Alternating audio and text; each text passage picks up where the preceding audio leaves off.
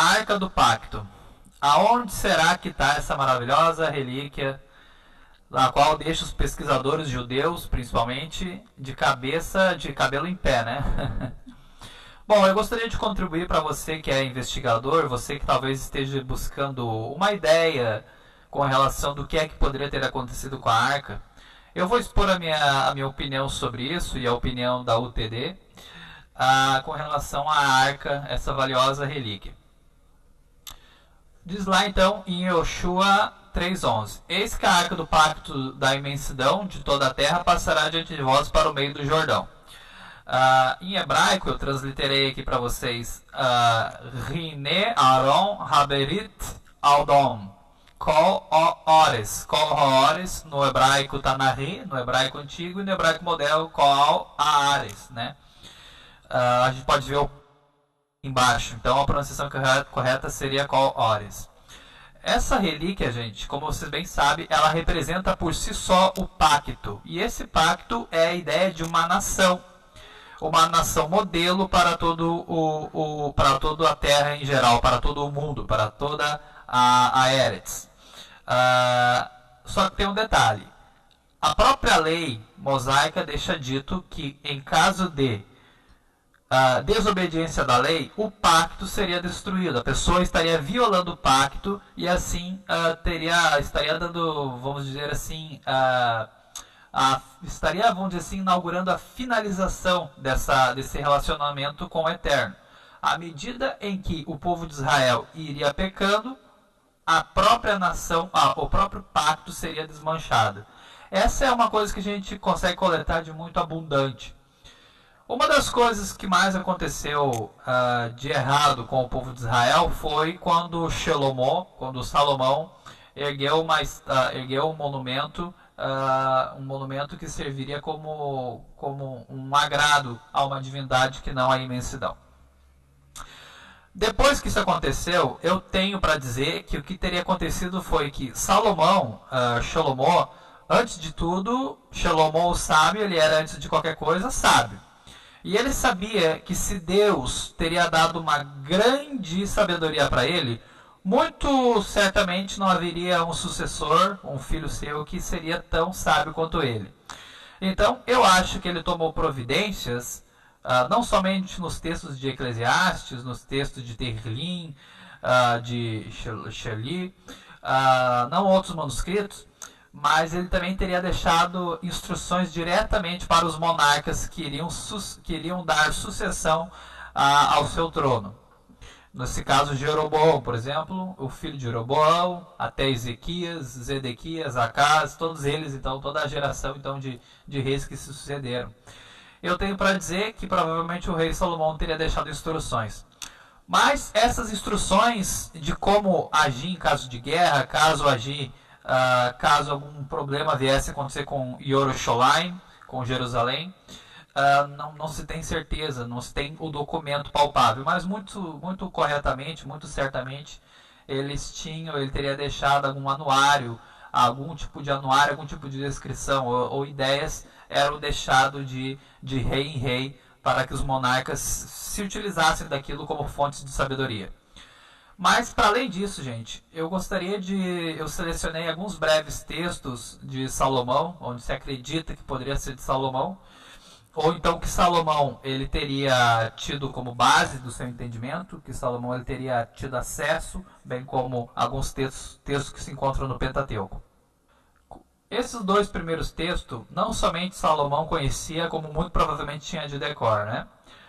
Devarim, Deuteronômio 28:49. O Senhor aqui está dizendo que caso a nação de Israel começasse a falhar com o propósito da nação, com o pacto, e a nação viesse a apostatar, essas seriam as consequências.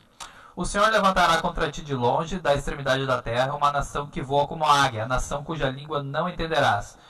A ideia de voo para o semita, a ideia de asa para o semita, nós já sabemos que cada vez que aparece a expressão como águia, ou como asa, ou como voa, quer dizer que a nação, quer dizer que o ocorrido aconteceria de forma repentina, né, de forma não esperada.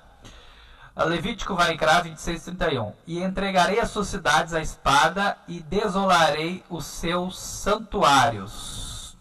Aqui então está mexendo diretamente com o templo. Provavelmente Salomão ele teria uma grande preocupação, pois se tratando da arca, que é justamente o propósito do templo, que é guardar a arca do pacto, assim como era a tenda, né? A tenda móvel, que era guardada a arca da aliança, a arca do pacto antes do templo. E não sentirei o aroma saudável dos seus sacrifícios. Agora vamos para o pensamento de Salomão. Como é que ele entendia tudo isso, né? Aqui ele está se referindo à própria ordem que um servo do rei deveria ter. Quem obedece à ordem não sofrerá nenhum mal, e o coração sábio discernirá o tempo certo e a maneira certa de agir.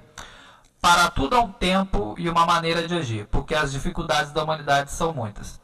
Visto que nenhum homem conhece o futuro, quem pode lhe dizer o que vai acontecer? Eclesiastes 10:14. O homem não sabe o que vai acontecer. Quem pode informá-lo do que virá depois?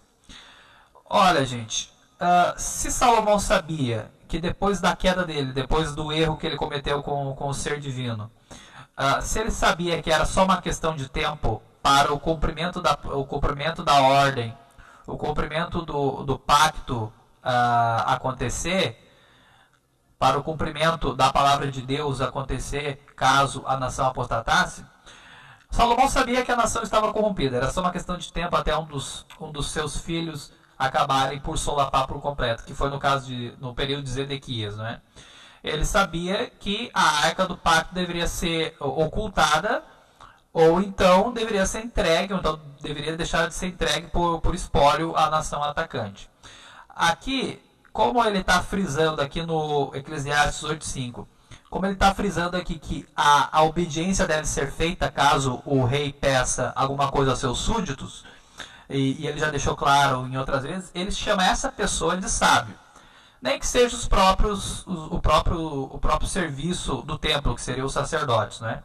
Uma amostra que eu considero, na minha opinião, eu considero razoável, é a descrição do livro de Crônicas, que diz lá no capítulo 2, quando Ezequias viu que Senaqueribe tinha vindo com o propósito de guerrear contra Jerusalém, teve conselho com seus príncipes e os seus poderosos para que se tapassem as fontes das águas que haviam fora da cidade, e eles os ajudaram. Aqui, o que eu entendo? Que provavelmente essa decisão de escoar a água que saía do reservatório de Siloé para dentro de Jerusalém, provavelmente foi uma ordem deixada pelo próprio Salomão. Porque, como eu disse, Salomão sábio antes de qualquer coisa, ele era sábio. Então, muito certamente foi ele quem deixou essa instrução, sábia instrução, para os seus sucessores, que acabou então sendo Ezequias. E Ezequiel fez. Nesse momento, gente, eu tenho a impressão que ele também teria mexido com a arca, tá? É aqui nesse momento, porque quando ele fez essa ação desesperadora, que é botar a mão de obra toda para trabalhar, para que os córregos de água entrassem para dentro de Jerusalém, foi nesse momento então que se existia algum documento que incentivava o cuidado com a arca do pacto, muito provavelmente esse documento foi utilizado nesse momento junto com os príncipes.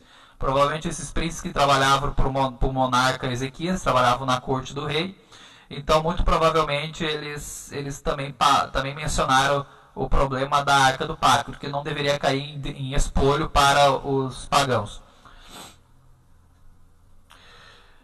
Ainda mais a gente pode ver aqui em Provérbios 6:1, meu filho, se você se tornou fiador do seu próximo, se apertou a mão de um estranho, se foi enlaçado pela sua própria promessa, se foi apanhado pelas palavras da sua própria boca, meu filho, faça o seguinte para se livrar, pois você caiu nas mãos do seu próximo, vá se humilhar e suplique logo ao seu próximo. Não feche os olhos para dormir, não deixe suas pálpebras descansar. Livre-se como a gazela se livra das mãos do caçador, como o pássaro das mãos do passarinho. Provérbios 27:12. A pessoa prudente vê o perigo e se esconde, mas os inexperientes vão em frente e sofrem as consequências.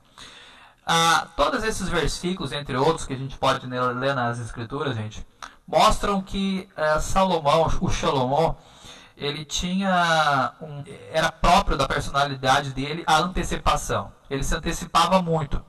Então, muito provavelmente, ele teria deixado um documento dando instruções para que, caso Jerusalém corresse um grande perigo, muito certamente ele teria dado instruções com relação à arca do pacto. Eu friso novamente isso, porque provavelmente foi isso que aconteceu. Nesse caso, então, temos um mapa de Jerusalém na época de Neemias. É claro que era diferente na época de Salomão, mas vocês podem ver que aqui ficava, então, o poço de Siloé, as entradas de águas, e muito provavelmente, então, como eles escavaram embaixo de Jerusalém uma grande vertente de água ali, então, movimentaram uma grande mão de obra, muito certamente eles também lidaram com a arca nesse tempo. Mas o que exatamente teria acontecido com a arca? A pirâmide do rei Sózer, em Saqqar, existe há cerca de 2.800 anos, antes da Era Comum. Seu tamanho é aproximadamente 60 metros de altura e erguida sobre uma base de 120 por 180 metros. Aqui eu chamo a atenção de vocês para o seguinte: 25 a 40 metros de profundidade. Salomão viveu cerca de 960 antes da Era Comum. Que na verdade aqui é um A, né? Antes da Era Comum. O que acontece?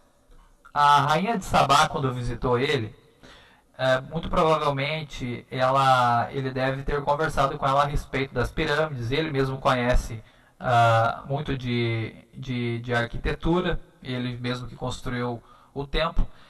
Se essas pirâmides chegam até quase 40 metros, vocês acham que Salomão não imaginaria que em determinado momento no futuro alguma cultura, algum outro povo não encontraria debaixo de Jerusalém a arca do pacto escondida?